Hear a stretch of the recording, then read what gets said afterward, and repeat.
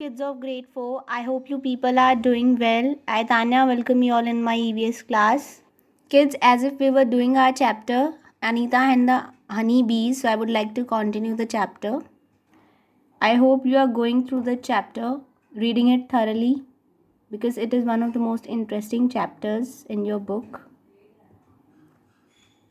Kids, in previous video, I had discussed this topic with you from school to beekeeping.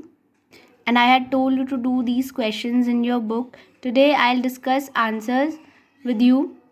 First, second and fourth you have to do by yourself. And third question, why do you think they come to the flowers? They means insects. They come to the flowers, find out. So this answer I'll discuss with you.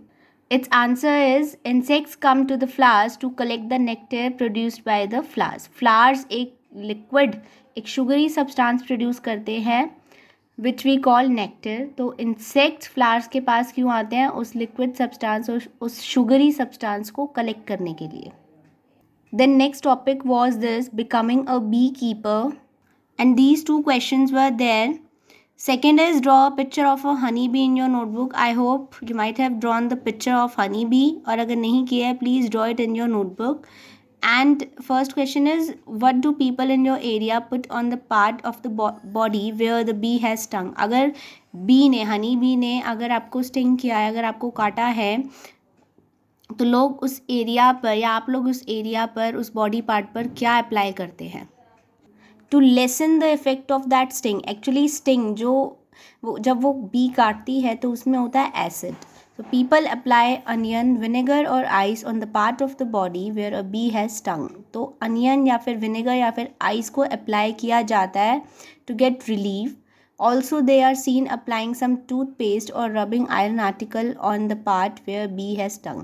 तो ये सब चीज़ें उस acid के effect को कम करती हैं. That's why people apply these things. Then next was this question, what will be the total cost of Anita's 20 boxes? Anita के 20 boxes की total cost कितनी होगी?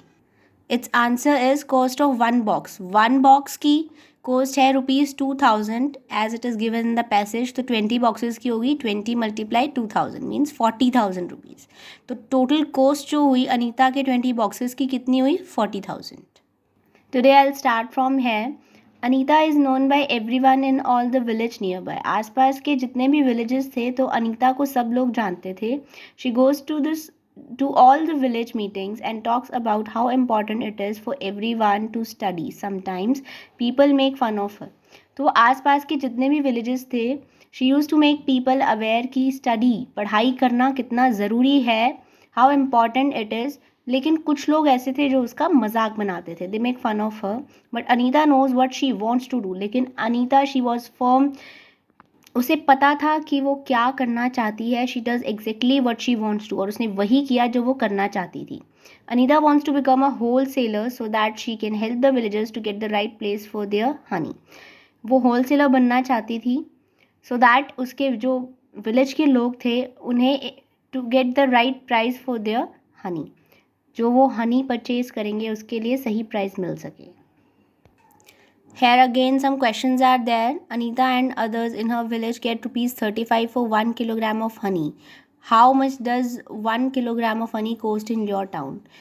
So you have to find out कि आपके टाउन में, आपकी सिटी में 1 kilogram honey की cost क्या है. Then second is what are the different colors of honey that you have seen. Third is honey use in your house. आपके house में हनी यूज़ होती है. For what is it use, और किस purpose के लिए हनी यूज़ होती है. Every beehive has one queen bee that lays eggs. हर बी हाइव में, बी हाइव मीन्स मधुमक्खी का जो छत्ता होता है उसे बोलते हैं. Has one queen B.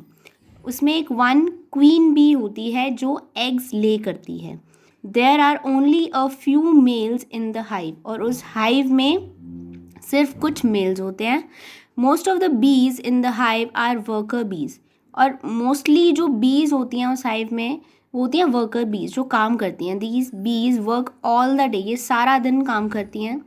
They make the hive and also look after the baby बीज. वो बी हाइव बनाती हैं और जो बेबी बीज, जो छोटे बीज होते हैं उनका भी ध्यान रखती हैं. They fly around flowers in search of nectar. और वो फ्लावर्स के आसपास घूमती हैं इन सर्च ऑफ नेक्टेर, नेक्टेर की खोज में. They collect nectar from flowers for honey, और वो फ्लावर्स से क्या कलेक्ट करती है? नेक्टेयर. नेक्टेयर मैंने आपको बताया था, it is a sugary substance present in flower. When one bee finds flowers with nectar, it does a special kind of dance by which the other bees can know where the nectar is. जब किसी एक B को नेक्टेयर मिल जाता है तो वो dance करके it tells the other बीज कि नेक्टेयर वहाँ पर प्रेजेंट है, and they gather around. The worker bees are very important for the hive. ये जो वर्कर बीज हैं उस हाइव के लिए बहुत इंपॉर्टेंट होती हैं. Without worker bees there would be neither hive nor any nectar collection. अगर ये वर्कर बीज नहीं होंगी तो ना ही हाइव बनेगा और ना ही कोई नेक्टेयर कलेक्ट होगा. All the bees in the hive would go hungry. जितनी भी बीज हैं उस हाइव में वो क्या, भूखी रह जाएंगी. The male bees have no special role as worker. इसमें मेल बीज का कोई ज़्यादा रोल नहीं होता, फीमेल बीज का ही होता है. Ends live and work together like Honey बीज. एंड्स एक साथ रहती हैं और काम करती हैं लाइक हनी बीज. The queen ant Lay's the eggs, the soldier ants look after and guard the ants nest. तो जो क्वीन एंट है वो एग्स ले करती है और जो सोल्जर एंट हैं वो क्या करती हैं? They look after and guard the ants nest. उनकी नेस्ट का ध्यान रखती हैं. Worker ants are always busy looking for food and bringing it to the nest. वो फूड लाती हैं नेस्ट तक. Termites and wasp also live like this. इसी तरह से टर्माइट्स और वैस्प भी they live like this only. On this page also some questions are there which you are supposed to do in your notebook. Which are some other insects that live together in a group like honeybees? Have you seen where ants live?